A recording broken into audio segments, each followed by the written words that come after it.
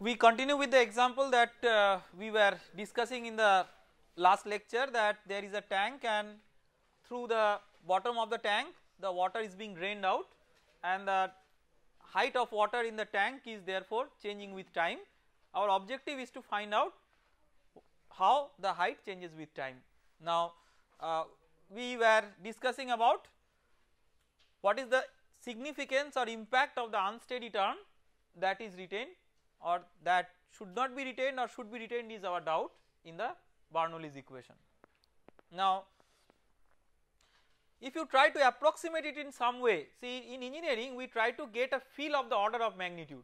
So we may try to approximate it by a certain term which should be like a derivative of velocity with respect to time times some height. So let us say that if this dv dt was a constant, if it was a constant, not that it is a constant, if it was a constant it could have come out of the integral and then it would have been some equivalent constant dv dt times s2 minus s1. So s2 minus s1 may be roughly like the height. If you take a streamline which is coming which is just along the axis, then it is exactly equal to h, but you cannot just write it as some equivalent dv dt into h because v is changing with time in an unknown way, so you do not have really an equivalent constant dv dt. But you may make a kind of approximation. You can say that I approximate this dv dt with dv1 dt.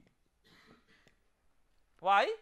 If you see that except for very close to the outlet the streamlines are almost parallel to each other, and when the streamlines are almost parallel to each other it represents a case when that v is not varying very much.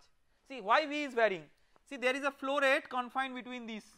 So when the streamline, the distance between these two streamlines remains the same, you have say a1 v1 equal to a2 v2. So a1 is like this, a2 is like this, both are like the as if cross sectional areas with the streamlines as envelopes. In fact you can have a large number of streamlines, their envelope may look like an imaginary pipe or a tube, that is known as a stream tube. So it is a collection of streamlines making an imaginary tube within which the fluid is flowing. So if you consider such a tube, you can always see that the extent of that tube that remains almost the same till you come to the exit where it is really accelerating, because now the area available to it is so small that it has to get adjusted to itself. So when the area is very small and it has to get adjusted to itself, that is only a small portion in comparison to the tank extent. So if you approximate this dv dt with dv1 dt, it is wrong, but it will give us some picture or some idea of what is the effect of, what is the impact of this term. So if you make an approximation that this is equal to dv1 dt times h, you have to remember that both are functions of time, h is a function of time, v1 is also a function of time. So if you write this equation in a bit different way, you can write say v1 v2 square minus v1 square by 2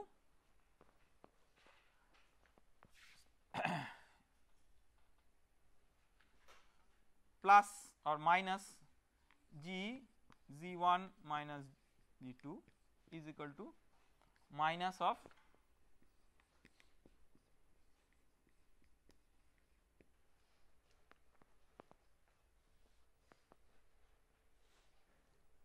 okay, and z1 minus z2 is equal to h, which is itself a function of time. Okay. So these are valid locally at each and every interval of time. At that time you have a dv dt and you have an h. Now if you try to compare different terms, say we want to compare this term with this term. So if these two terms are compared, then let us say this is term A and this is term B. So when can you neglect term B in comparison to term A? When you have this mod of this divided by mod of GH when this is much less than 1, then B is much less than A. So, if this is the condition, well, H is something which you do not consider locally, because this is like H is always a constant, I mean always a local constant, that means whatever H is a function of time here in term A, same H is there in term B. So, only that means you have you are comparing dV dt with G. So, the rate at which the change of velocity of the free surface it is there, that is it is a sort of acceleration. If it is comparable with the acceleration due to gravity, then you cannot drop this term, and then you should retain this term, at least frame a differential equation, it cannot be solved analytically. But if this is the case, which is true for most of the practical cases, then it is possible to drop this term. The second important point is, irrespective of whether you drop this term or not, A1 V1 equal to A2 V2 is what you are always using. The reason is straightforward, the origin of this does not come from steady flow. Although this is valid for steady flow, it does not mean that it cannot be used for cases when the flow is unsteady, because the fundamental way in which it was derived from what? From the continuity equation, first by dropping the partial derivative of rho with respect to time equal to 0. So, if rho is a constant, partial derivative of rho with respect to time is 0. It may still be unsteady flow because the velocity may be function of time, but rho not being a function of time was the first thing to drop the first term in the continuity equation, that derivative with respect to time. For the other terms, then how we came up with this, we integrated this that differential form of the continuity equation, and then if there say rho at the inlet and the exit sections are equal, again if rho equal to constant, that is valid, then you have A1 V1 equal to A2 V2. So, a very important thing is, for A1 V1 equal to A2 V2 to be satisfied, it is not necessary that it has to be a steady flow, only thing rho should not change, that is a very important thing that we have to keep in mind. So, even when it is varying with time, you can use that. Now, let us say that this is the case, so that we can drop the term B. So, if we can drop the term B, then you can write V2 square minus V1 square by 2 is equal to GH. Now, what is V2? You can express V2 in terms of V1. So, V2 is V1 into capital D square by small d square. So, it is V1 square capital D square by small d square minus 1 by 2 is equal to GH. Okay, and the remaining work is very straightforward, you can find out. So, V1 is of the form some constant into root 2 GH. Okay, where that constant is basically d square by d square minus 1 by that.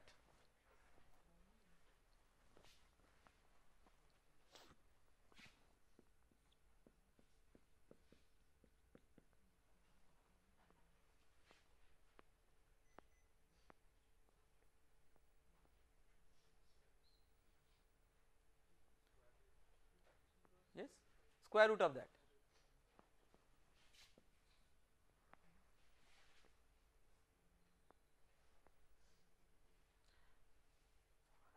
See, this gives a this gives a contradiction. What is the contradiction? When small d is very small, says you consider the limit as small d by capital D tends to 0, that it is a very big tank of a large cross section area and there is a very small hole through which the water is coming down. Then how does this work? Yes, how does this work? C is almost 0. If C is almost 0, then V1 is almost 0. I mean, practically it is true that if it is a tank of very large area and if there is a very small hole, the velocity at which the free surface is coming down is not perceptible, it is very small. So that is okay. Let us not bother about that too much, let us just try to complete this one by writing this as minus dH dt is equal to C root 2 GH. Now if you integrate with respect to time, you can find out how h varies with t. This is a very simple work. Now try to relate this with a kind of again formula that you have used earlier in your studies. So let us think that this tank I mean this hole is not located here but located at the side, okay. That is, this is a different example, just I am drawing in the same figure to save the effort. So let us say that now this height is h which is changing with time. So there is no hole here but there is some hole here, there is a nozzle that is fitted and water is coming out, okay. So when you are doing that, the way in which most of you have done is like you have assumed the velocity that which the jet is coming out is root 2 GH. This is known as Torricelli's formula. So how you have arrived at that equation, you have used Bernoulli's equation between 1 and 2. At that time you were not very careful about whether they are along same streamline or not, just out of pleasure you applied between 2 points, and then when you applied between 2 points you put V1 equal to 0, you put P1 equal to P2, the difference between the two heights h, and so V2 will come root 2 GH, right. So what are the assumptions under which that is valid? That is not a very bad formula. Torricelli derived it long back. I mean in a historical perspective it is a great development, because nowadays we can speak big words, but the subject when it was fundamentally developed, this itself was not a very trivial matter to resolve. So then when Torricelli found out this expression, what are the assumptions in which this expression you expect to work still? So one of the thing was taken as V1 equal to 0, that means V1 equal to 0 when capital D is much greater than small d. So V1 is approximately tending to 0. The other approximations are that you are having a streamline like this with respect to which you have the points 1 and 2, and the unsteady term does not appear in that analysis and it is assumed to be an inviscid flow. The greatest deviation from reality is because of the assumption of the inviscid flow. So that is one of the very important features that we have to keep in mind. So with that assumption this formula is not illogical, but a very important thing is we must keep in mind that some of those assumptions are to be questioned. One of the important assumption is like capital D is much greater than small d, which is true if it is a very large tank and from that there is a small hole through which water is coming out, and the dropping of the unsteady term, and we have discussed that I mean when how this unsteady term, this particular term in what conditions it may be dropped or not. So this is a very simple problem, but if you try to look into this problem very carefully, it will give you a lot of insight on the use of Bernoulli's equation under different conditions, and I would encourage you to think about it more deeply, under what conditions different terms are important in different ways, not just satisfied with finding h as a function of time, but to write the differential equation of maybe say V1 as a function of time in a very simple case and in the most general case, and try to compare them, that is what are the terms that are making them to be different. We will consider another example in the unsteady Bernoulli's equation, in the use of the unsteady Bernoulli's equation, that is given by the next problem. Let us say that you have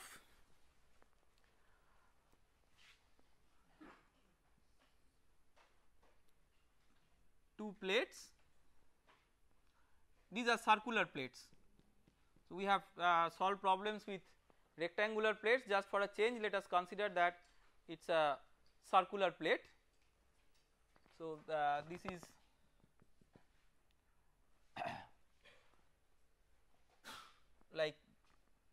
this plate is coming down with a uniform velocity v.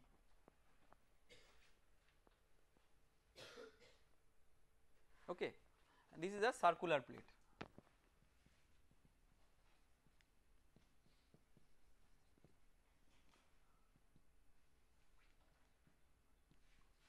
The radius of the plate is r, and say we are considering a coordinate system, the local coordinate as small r. So, small r is the local coordinate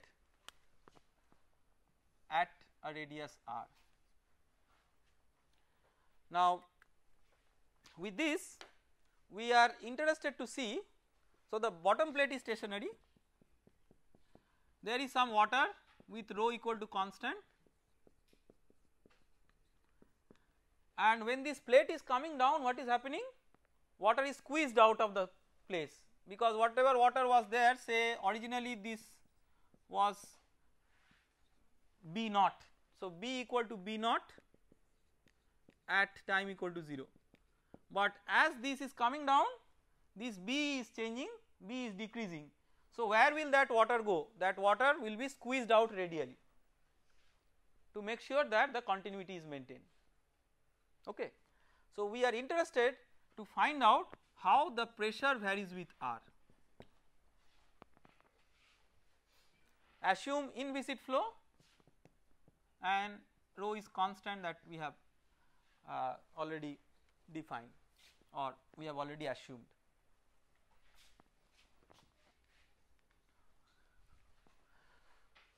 So, as we have seen that in all these cases it is important to get a feel of the velocity profile. So, if it is an inviscid flow, the velocity variation over the cross section over the section is not there. So, the velocity is uniform over each section, but this uniform velocity is changing with radius. So, how you can find out it? You have to think that what is the rate at which this is pulling water downwards is the same rate at which it is being squeezed out. So, if you consider a local radius r, what is the rate at which this is coming down? So, when you write A1 V1 equal to A2 V2, question is how do you write V1 V2 A1 and A2? What is V1? V1 is the rate at which, so it is like an artificial flow imposed by the movement of the top plate. So, that flow velocity is given by V1. So, what is that? A1 into, so what is A1? So, if you consider only up to a local radius of small r, so A1 is pi into small r square. So, A1 is pi into small r square. What is V1? V1 is V, because it is a uniform rate. This is uniform, this is not a function of time, this is constant, is equal to, what is A2? 2 pi r into B, B is a function of time, into V2 or V as a function of r. Let us write VR just to emphasize that it is V at a radius r.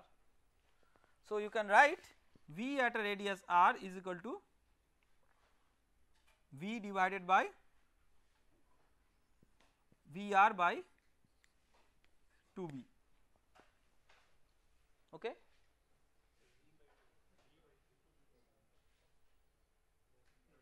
Okay. Now, so this is the velocity at a radius r. Next, we are interested to find out the pressure.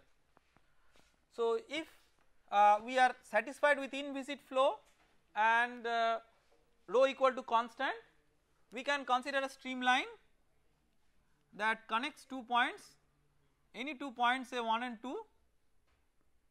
So, the streamlines, how the streamlines will look? So, the streamlines will virtually look like this. So, the flow is being squeezed out in this way.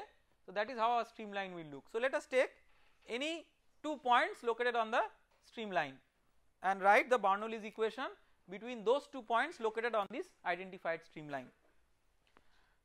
But because it is an unsteady flow, we need to retain the unsteady term in the Bernoulli's equation. So, P1 by rho plus V1 square by 2 plus GZ1 is equal to P2 by rho plus V2 square by 2 plus GZ2 plus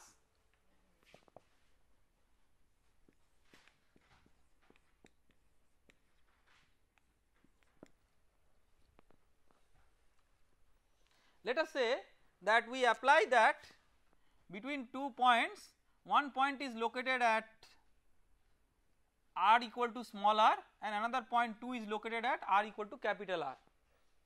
Okay.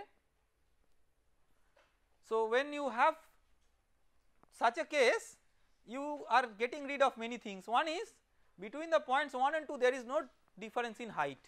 So this, of course if this gap B itself is narrow, then even if there was a change in height because of taking the points 1 and 2 not exactly along the same line, that term itself is not that large, but like if you take them along the same horizontal line, they are identically the same. Then you are interested to find out P1 and P2, you know that P2 is the atmospheric pressure. So because it is at the exit plane. So you are interested to write P1 minus, say P2 is P atmospheric, P1 minus P atmospheric by rho is equal to, now V2 square minus V1 square by 2. So V2 square minus V1 square by 2 is V square by 4B square into capital R square minus small r square, because V is having only this component, then plus this term, so by 2 will be there, right. So 8B square, then plus, let us calculate that third term. So what is the partial derivative of V with respect to t? That is the partial derivative of Vr with respect to t, that is the only V component that is there. Which is a function of t here? B is a function of t here. So this will be minus Vr by 2 B square into dB dt, right, and minus dB dt is equal to V. So minus dB dt is equal to V, just like the previous tank problem that we were considering. So this term becomes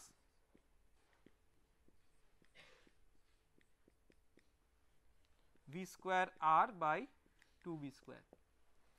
So that you can substitute here, and ds will be dr, because you have chosen your streamline in such a way that the change in S is like change in R.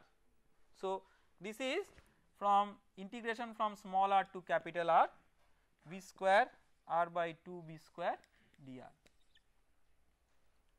And, very straightforward to complete it, it becomes V square by 4B square into capital R square minus small r square.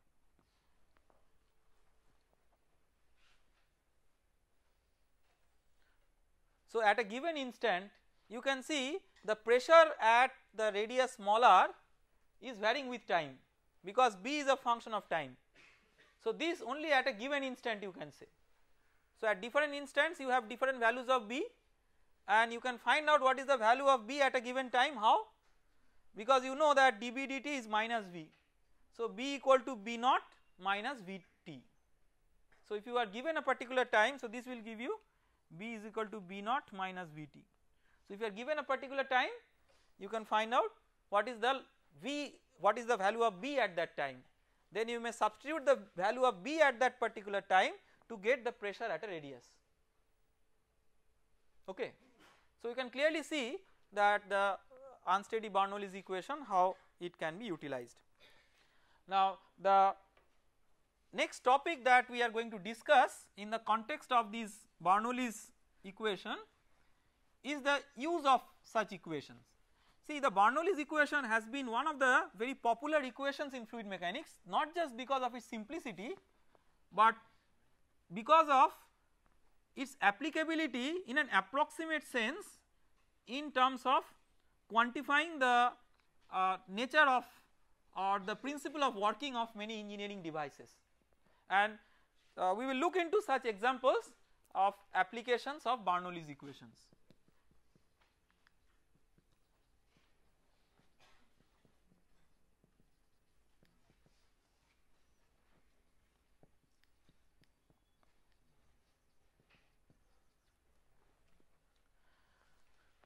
So, some of the examples we will not detail very much, but we will only get the essence. The details of most of these examples are uploaded in the course website through a note on the applications of the Bernoulli's equation. So, if you go through that in details, you will get all the detailed picture, because we are going to discuss subsequently about certain devices. These devices have certain intricacies, and we will only highlight the major or the important features, but for the other detailed features you should refer to those notes.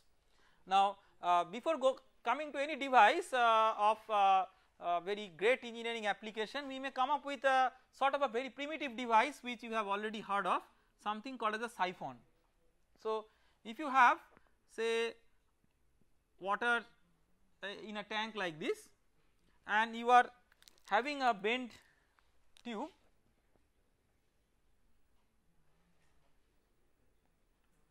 which is sort of sucking water and ejecting water to a different place from the tank. So, this is called as a siphon. The apparent amazing feature of the siphon is, out of nothing it is pulling the water in the upward direction. That is the apparent amazing feature, but if you look into it a bit carefully, it is not at all any amazing feature, because eventually when it is discharged at a level below.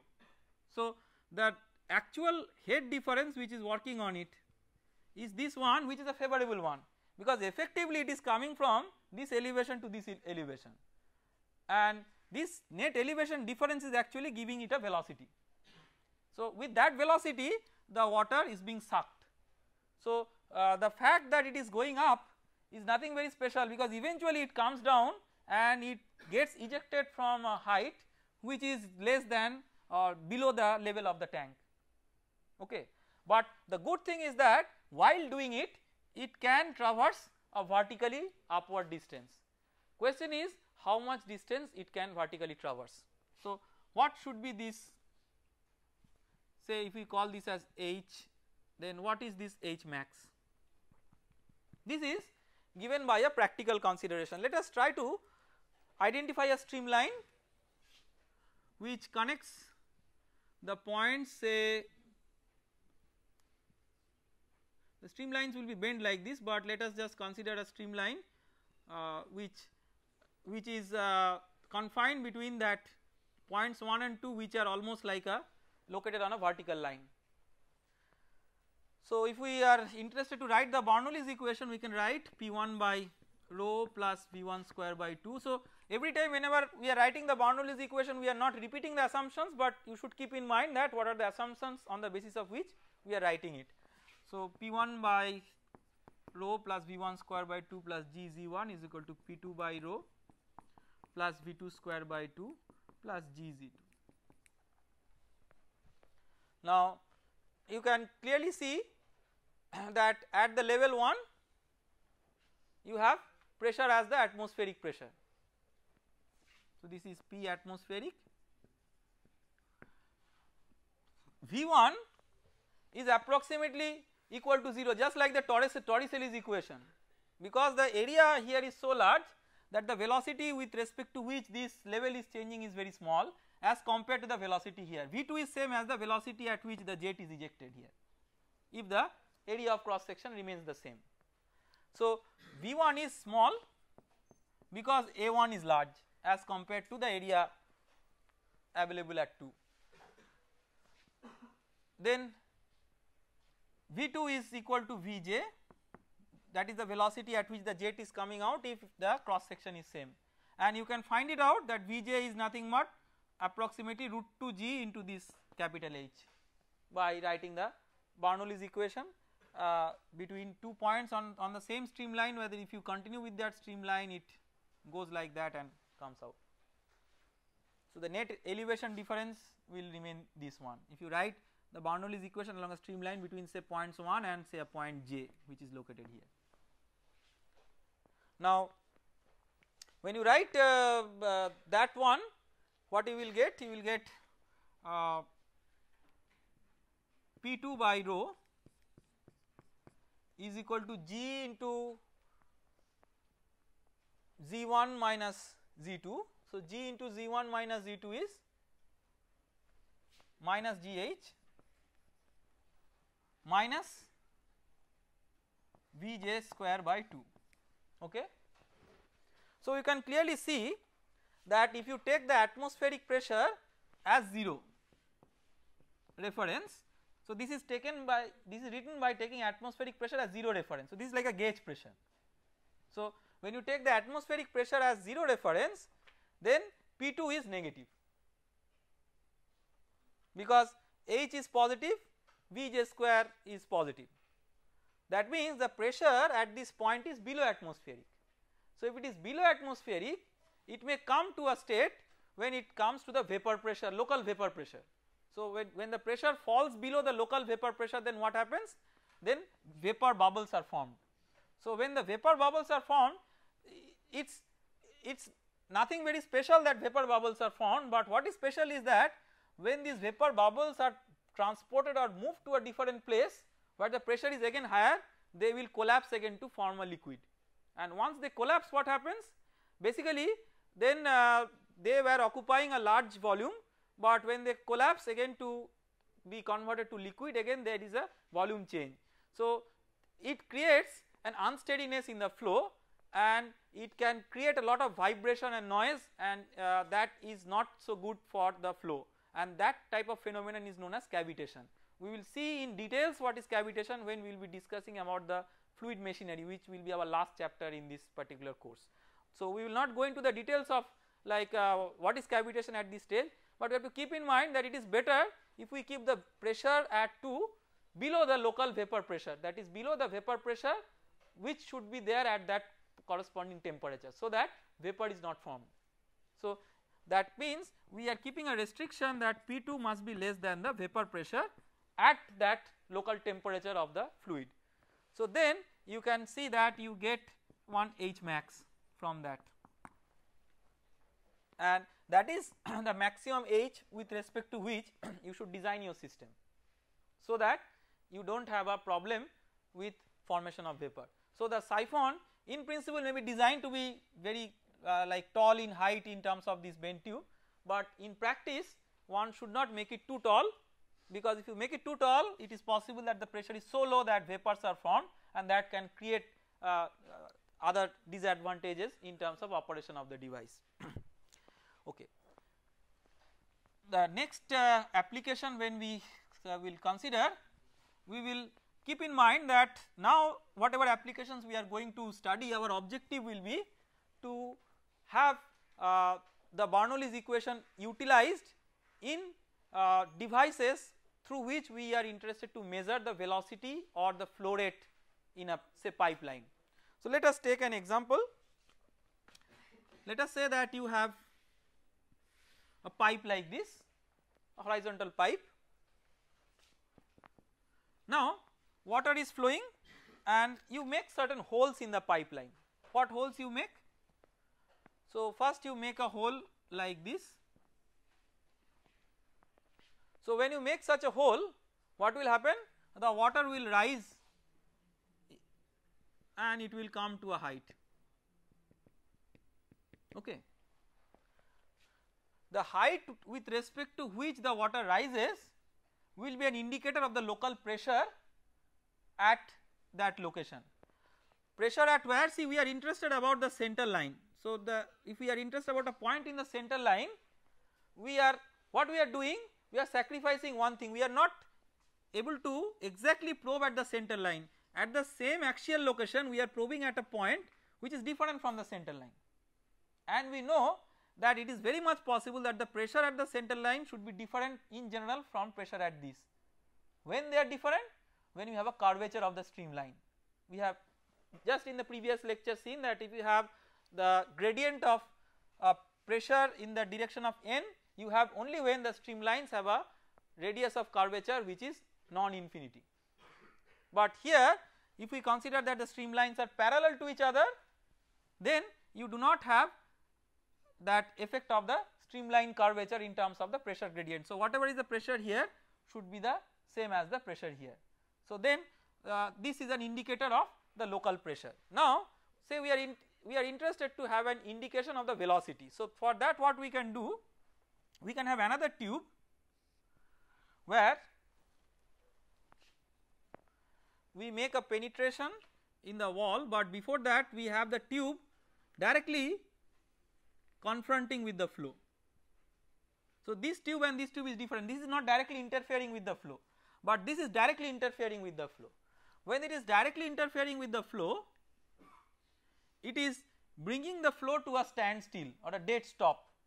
So it is creating like a stagnation point where the flow comes to a dead stop, it cannot go further. So whatever water was coming here, it comes to a dead stop, what it will do, it will enter, it will rise through the tube. And the question is, will the rise will be greater than this one or less than this one?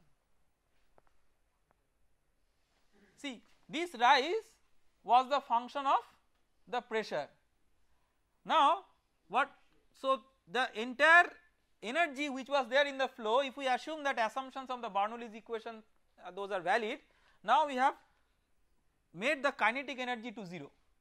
So the entire energy, now contribution of pressure term plus the kinetic energy term will be successful to make it go further up, because that where will that energy go? You have made the fluid to a dead stop, you are assuming that it is a frictionless flow, then where will that energy go? It will obviously make the fluid rise to a greater height, and the difference between these two heights is, if these points are very close to each other, the pressures are almost the same, the difference between these two heights is just v square by 2g. So from this principle, v is the velocity of flow at this point. So from this principle it is possible to make an estimation of the velocity, and if you know the estimation of the velocity and if you assume it to be uniform, then you can also have an estimate of the flow rate. Now if it is not uniform, you can keep it at different radial locations and you can even find out how velocity varies radially, because this tube you can put at different radial locations. So this is put at r equal to 0 at the center line, but you can also keep it away from the center line. So at different radius if you put, it will give you a picture of velocity at different radius. So it is possible even to get a velocity profile if this is quite accurate. Of course there are many doubts about the accuracy of such a simple arrangement, but it gives us a conceptual understanding. So the device which is based on this conceptual understanding is known as a pitot tube. So the last T is silent, so it is pronounced as pitot tube. Okay. So this of course is to honor the name of the inventor of this device, and it is a very simple device, and the working principle of this device is based on two important definitions which we will tell now. One is known as static pressure. So what is a static pressure? Static pressure is the pressure which is there because of the intermolecular collisions. So that means if one is moving with the flow, then what is the pressure felt because of just moving with the flow is the static pressure. So this is the pressure experienced in moving with the flow.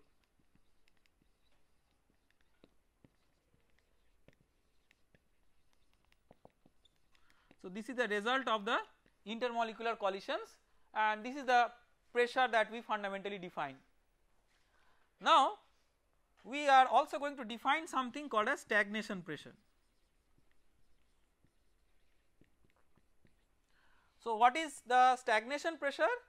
Stagnation pressure is the pressure that is there at a point if the fluid is subjected to 0 velocity at that point, in a reversible and adiabatic manner.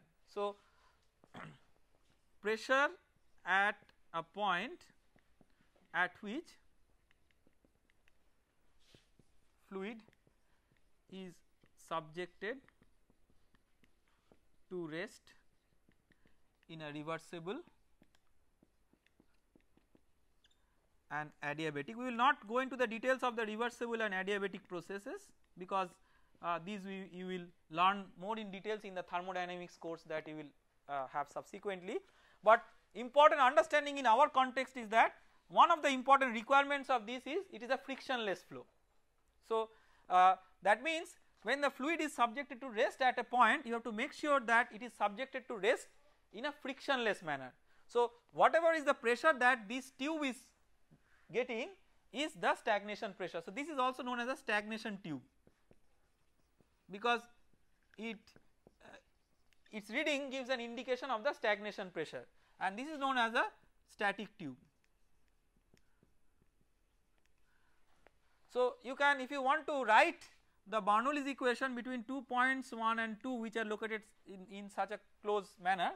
So, at point 1 if you have pressure as P, Ps or say P1 by rho plus V1 square by 2, we are not writing the Gz1 and Gz2, they are so close that the difference in height is negligible, is equal to P2 by rho plus V2 square by 2 plus Gz2, we are not writing again.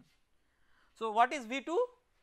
V2 is 0 because it is a stagnation point.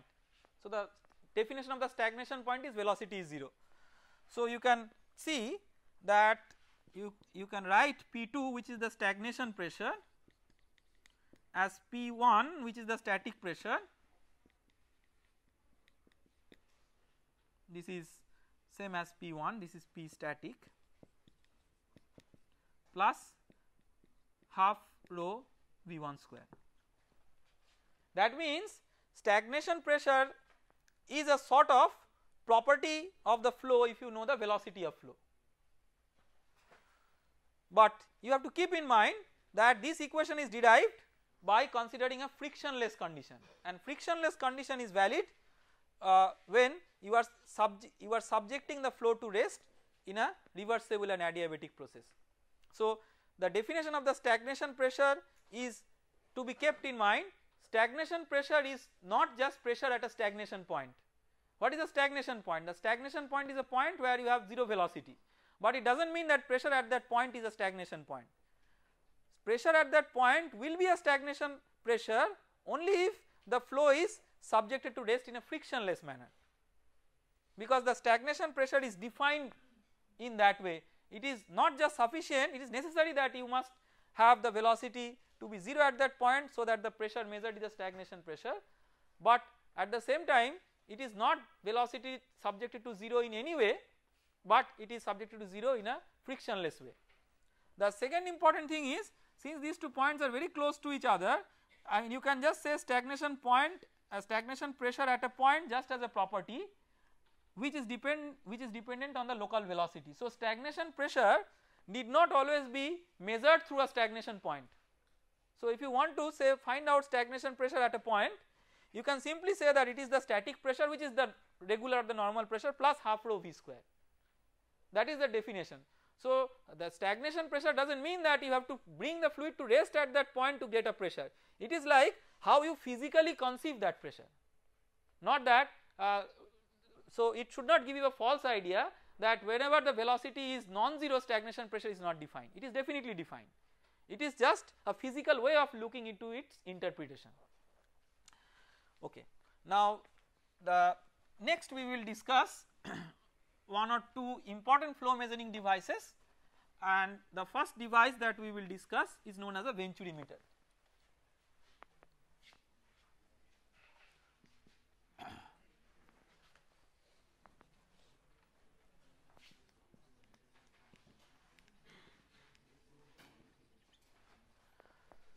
So, what is a venturimeter?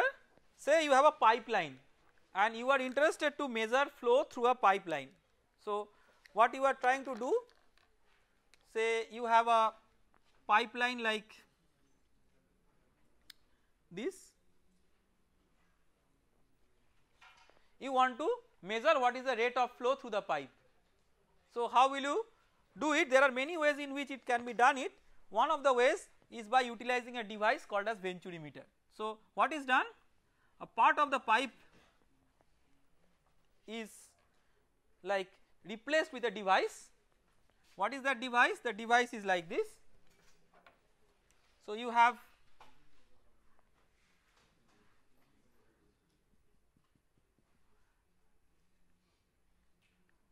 an accelerating section by having a converging cone, then you have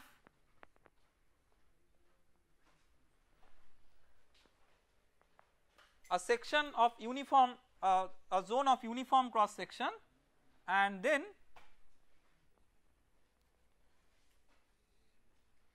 you again come back to the pipe dimension. So this is known as diffuser.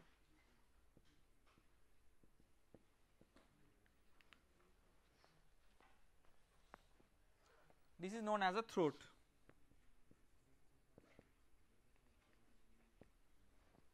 And this is the converging section.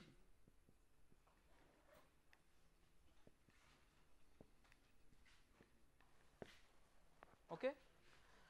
So what is the objective? The objective is, see, by this way you are reducing the cross sectional area. So to maintain the continuity in a steady state, you are what you are doing. So if you consider now the points, let us say that you consider points 1 and 2. The point 1 was having the velocity as same as that of the velocity of flow in the pipe. Now at the point 2 the velocity will be more or less, it will be more because the area of cross section has reduced. So since the velocity is more, now if you write the Bernoulli's equation, assume that it is a frictionless flow, then P by rho plus Gz, that term will be what? That term will be changing, and if we can find out a measure of that change, then it is possible to find out the velocity through the Bernoulli's equation. How we do that? Now let us say that you make a tapping of a manometer. That means, let us say that you consider a hole in the pipeline and a hole here, and connecting that with a manometer. Okay. So when you are connecting that with a manometer, see, we have not taken the point 1 at the inlet of the converging section, but at some location which is sufficiently away from that, because here the streamline curvature effect will tend to become more and more dominant. So you want to take it away from such a place where the streamlines are almost parallel to each other. So pressure at this point and maybe pressure at this point should not be very different because of the streamline curvature effect. So we are having a manometer in which we have a fluid. Now in which limb the fluid height will be more, or in which limb it will be less? Let us write the equation, the Bernoulli's equation along a streamline between the points, connecting the points 1 and 2. So let us say you have a streamline that connects 1 and 2. So you can write P1 by rho plus V1 square by 2 plus Gz1 is equal to P2 by rho plus V2 square by 2 plus Gz2.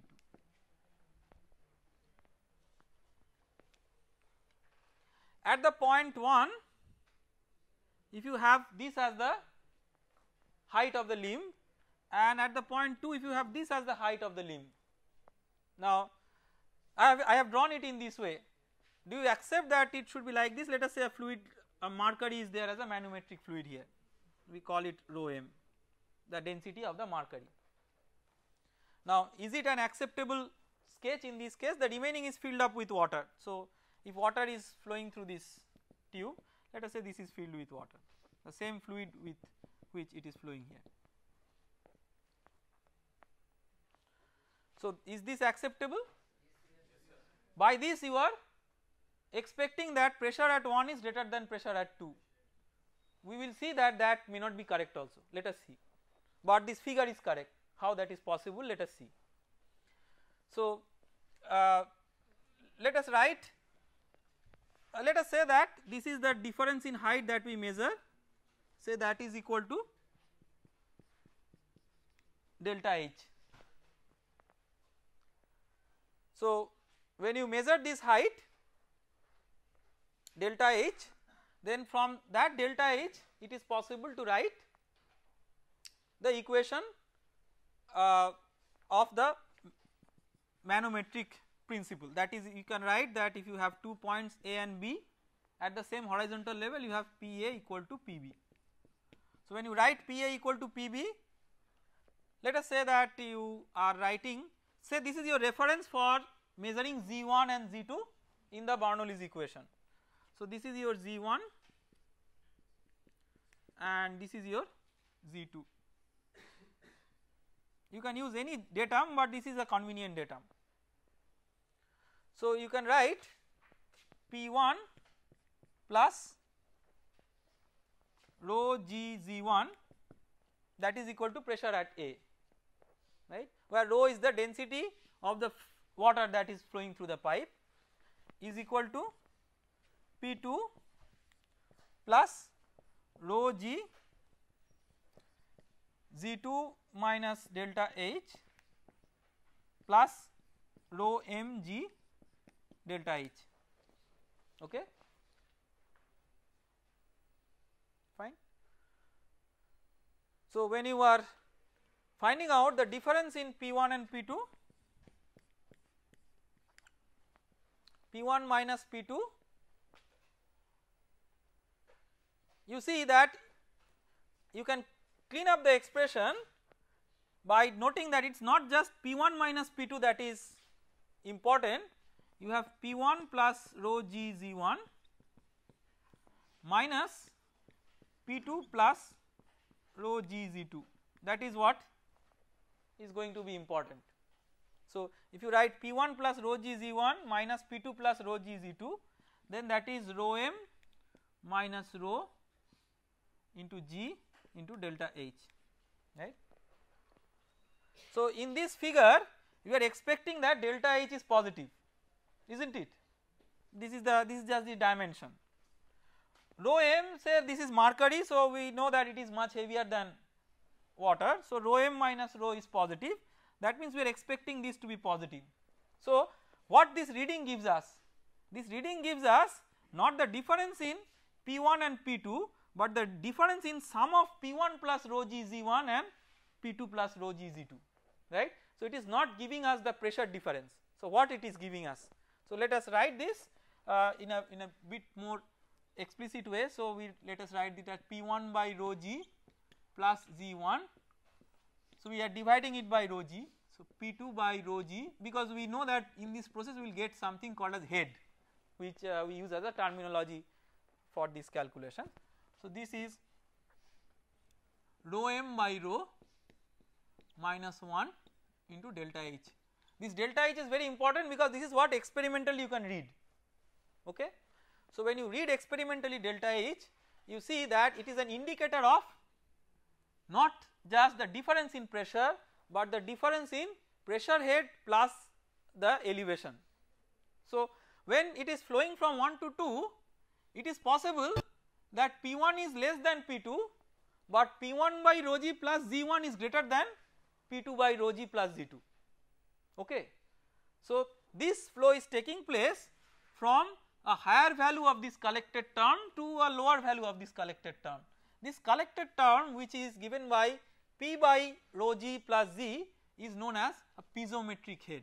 So P by rho g plus Z, this is called as a piezometric head. Why it is called as a piezometric head? The reason is that if you say have a pipe, and if you puncture the pipe or if you penetrate the pipe, say, and if you have a tube through which the water goes up, it is just like that static tube that we considered in this in the previous example, then the elevation that it assumes here is the elevation because of its vertical location plus because of the pressure at static pressure at that point, and this tube is commonly known as a piezometer tube. So that is why the name piezometric head. So in the manometer, in this kind of an example, we do not measure the pressure difference, but we measure piezometric pressure or piezometric head difference. So in terms of head it is called as piezometric head. If you express in terms of pressure unit, it is called as piezometric pressure. So always keep in mind, in this case manometer is not measuring pressure difference, it is measuring piezometric pressure difference. These are very fundamental mistakes that people make. See, as I told in the very introductory class, that we are born with certain intuitions that it will flow from high pressure to low pressure, and you can clearly see that with a very simple example where it is not actually a practical example because we have considered a frictionless flow, but even that it gives a very important insight that it need not be from a high pressure to low pressure. It is basically from a high piezometric pressure to a low piezometric pressure. Now fortunately what is important for this equation is only the piezometric pressure, because if you see, like if you write it in this form, you will get P1 by rho g plus V1 square by 2g, sorry, P1 by rho g plus Z1 minus P2 by rho g plus Z2, that is equal to V2 square minus V1 square by 2g. Okay.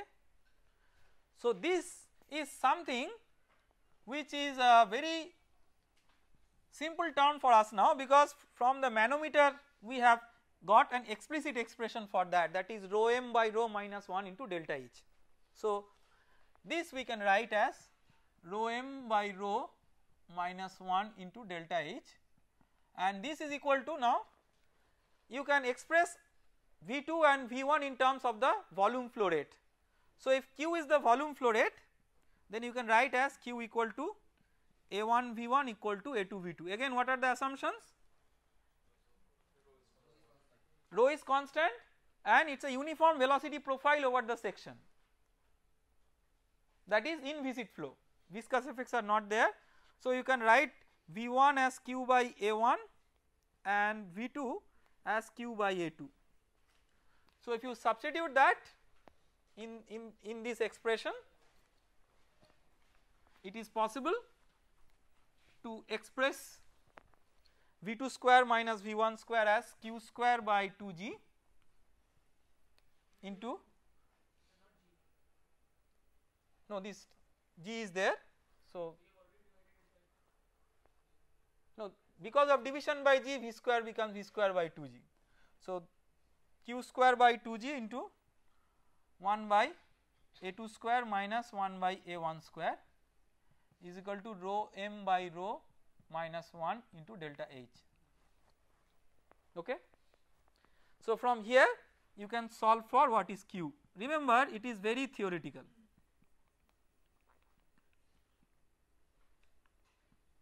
Why it is theoretical?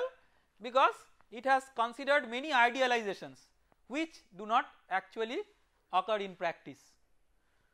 So we will keep this in mind, and in the next class we will try to identify that what are the idealizations which were here which need to be rectified, and what are the important design considerations that should go with this device matching with the non-idealizations. That we will discuss in the next class. But if it was ideal, just by getting the delta H reading you could get what is the flow rate through the pipe, because A1 and A2 you know are the areas of cross sections of 1 and 2 which are given geometrical parameters.